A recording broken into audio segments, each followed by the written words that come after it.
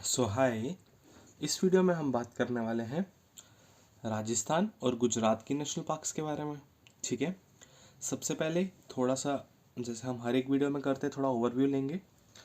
सबसे पहले राजस्थान की अगर हम बात करें, राजस्थान की हमें नेबरिंग स्टेट्स कौन कौन सी मिलती है। यहाँ पे नॉर्थ वाली साइड से हमें पंजाब मिलता है, थोड़ा सा इसके साउथ आएंगे, इस साइड हमें हरियाणा मिलेगा। हम लोग ईस्ट की अगर बात करें, हमें यहाँ पे यूपी मिलेगा, थोड़ा सेंट्रल रीजन में एमपी मिलेगा, एंड गुजरात एक साइड से बाउंड्री शेयर कर रहा है। ठीक है, और नेक्स्ट अगर हम बात करें गुजरात की, गुजरात के इर्द गिर्द हमें यहाँ पे सबसे पहले मुंबई मिलेगा,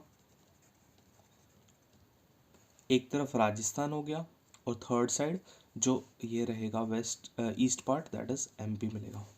ठीक है, तो इतनी बाउंड्रीज है। और गुजरात में हमें साउथ वाली साइड क्या मिलेगा, अरेबियन सी मिलेगा, और राजस्थान और गुजरात ये वाले हिस्से में हमें वेस्ट साइड पे पाकिस्तान मिलेगा। ठीक है, इतना क्लियर है। अब एक दो चीज़ें छोटी छोटी सी मैं आपको ऐसा ऑरली बता देता हूँ थोड़ा बहुत।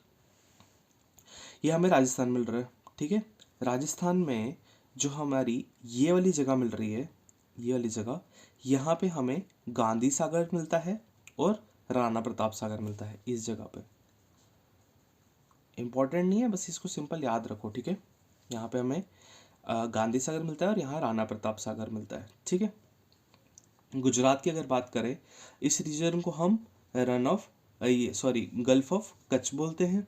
ठीक है, और इस रीजन को हम लोग गल्फ ऑफ खंबात बोलते हैं। ठीक है, इसको कच्छ बोलते हैं और इसको खंबाट बोलते हैं। ठीक है, ये थोड़ा बस ऐसे ही है, थोड़ा बहुत याद रख लो बस। और ये वाला जो हमें यहाँ पे क्रीक मिलता है, इसका नाम है कोरी क्रीक। ठीक है, बाकी आपने बहुत बार सुना होगा ना कांडला कोट, कांडला कोट, वो पोर्ट जो है वो यहाँ पे है। ठीक है, कांडला पोर्ट यहाँ पे पड़ता है। और एक और पोर्ट है कच्छ के रीजन के, गल्फ ऑफ कच्छ के पास ही, यहाँ पे ओखा कोट जिसको बोलते हैं, ओखा पोर्ट। ठीक है, सो ये होगी इतनी बात। अब हम डायरेक्ट शिफ्ट करते हैं और बात करेंगे नेशनल पार्क्स की लोकेशंस के बारे में।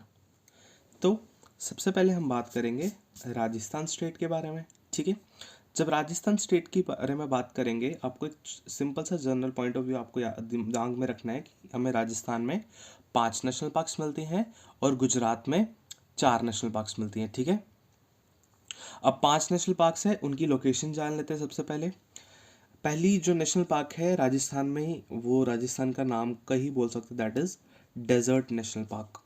ठीक है, क्या नाम है, डेजर्ट नेशनल पार्क, वो हमें इस रीजन में मिलती है। ठीक है, नेक्स्ट नेशनल पार्क की बात करें, that is Sariska national park, वो हमें हरियाणा के बॉर्डर के साइड मिलती है, सरिस्का नेशनल पार्क। थर्ड की अगर हम बात करें, वो हमें इस रीजन में मिलती है, that is किएलिदियो Ghana national park. ठीक है, desert national park, Sariska national park, Keoladeo Ghana national park. Next one is इस रीजन में मिलती है हमें, that is Ranthambore national park. And the last but not the least is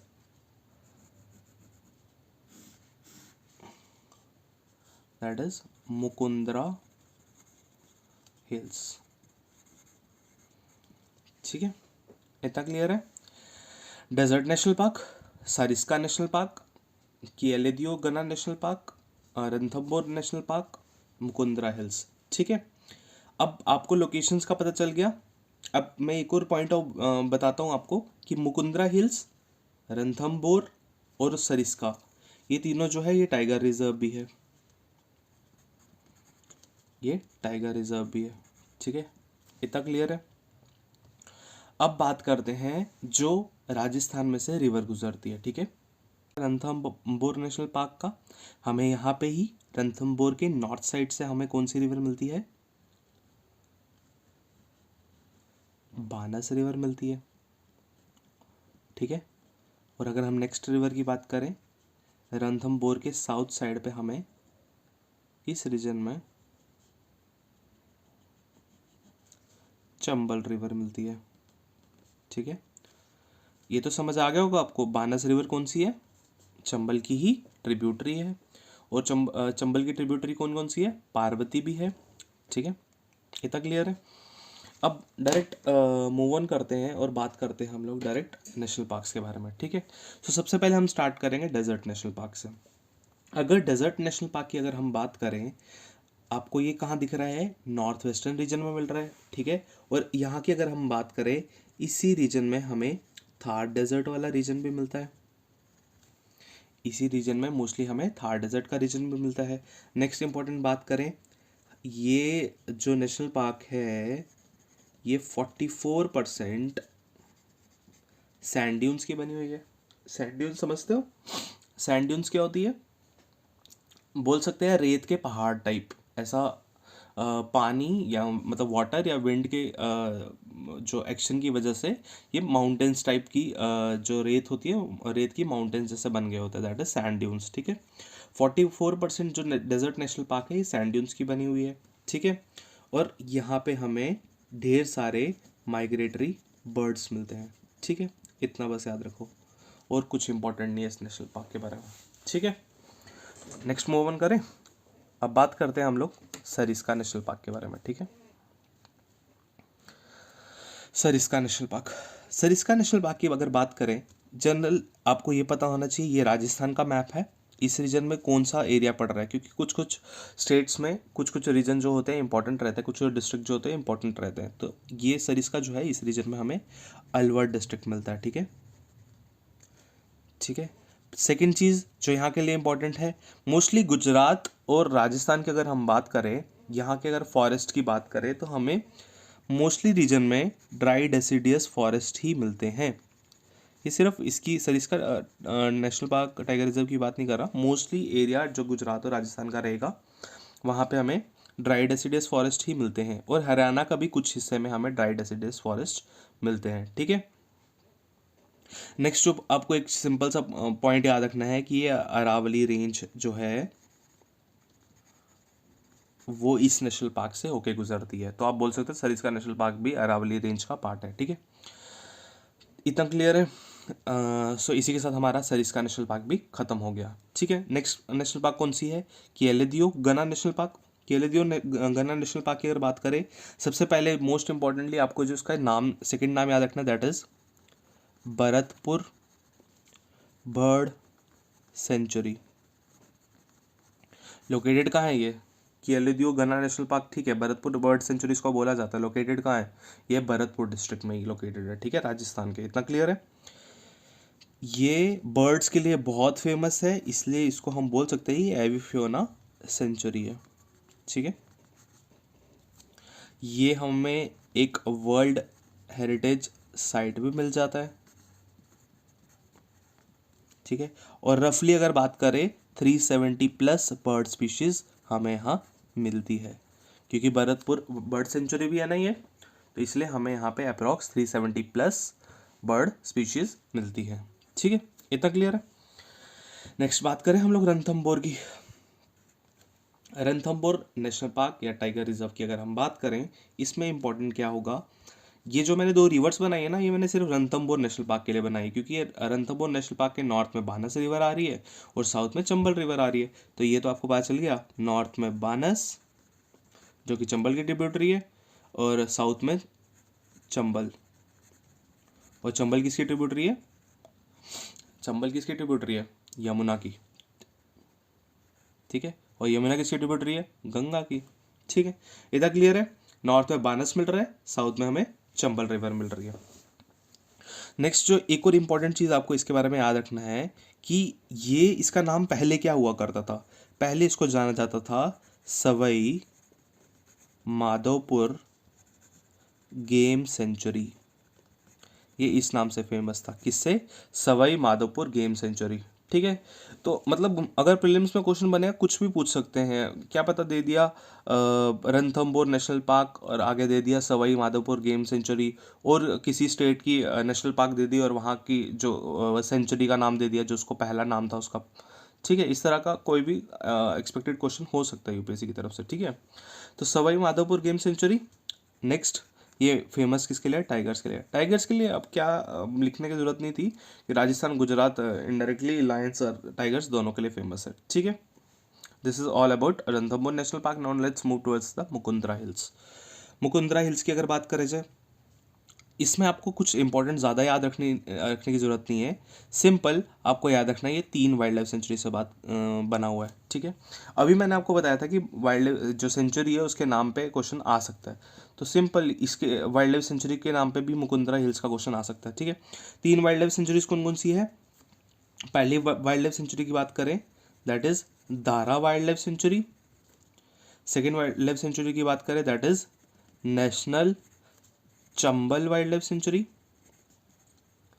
ठीक है। और थर्ड वाइल्ड लाइफ सेंचुरी की बात करें, Jawahar Sagar wild life sanctuary, ठीक है। इस पे बहुत सारी पॉलिटिक्स भी हुई थी। मैंने एक बार पढ़ा था न्यूज़ में मुकुंदरा टाइगर रिजर्व के ऊपर, मुकुंदरा हिल्स के ऊपर, कि इसका नाम पहले राजीव गांधी नेशनल पार्क रखने वाले थे, तो इसके ऊपर पॉलिटिक्स बहुत हुई थी और बीजेपी ने एंड में इसका नाम मुकुंदरा हिल्स रखा था, ठीक है। So this is all about the Rajasthan states and it's national parks, ठीक है। साथ साथ में हमारे टाइगर रिजर्व भी कवर होते जा रहे हैं, ठीक है। ये हो गया हमारा डेजर्ट नेशनल पार्क। एक मिनट, सो आपको दिख रहा होगा, ये मैंने एनसर्कल कर दिए सारे।